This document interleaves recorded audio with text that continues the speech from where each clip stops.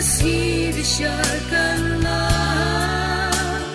katnya uyai kon Pishupun etemsan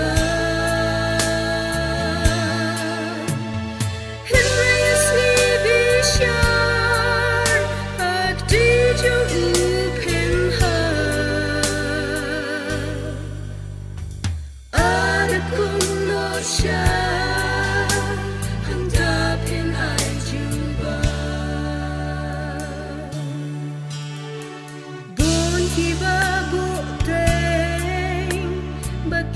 sa ai đi ba chính ya ba shir khay climb up kan ma jin da hai kun ni pi pai no ta hi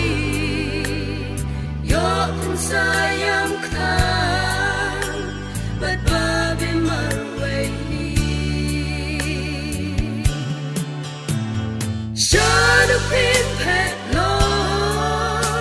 Kasih disiarkanlah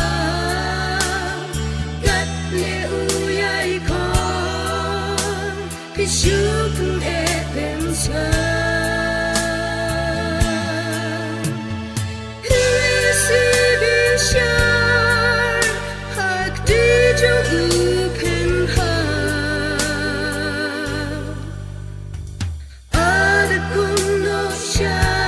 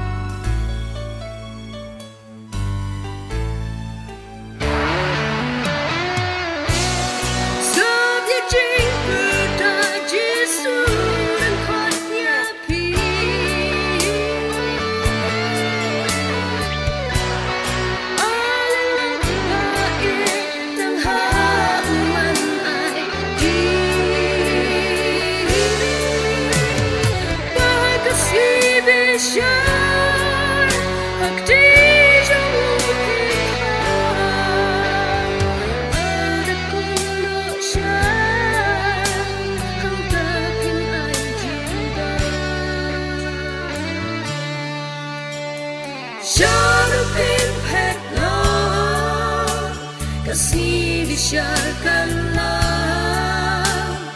katnya uyai kon Pishupun etemsan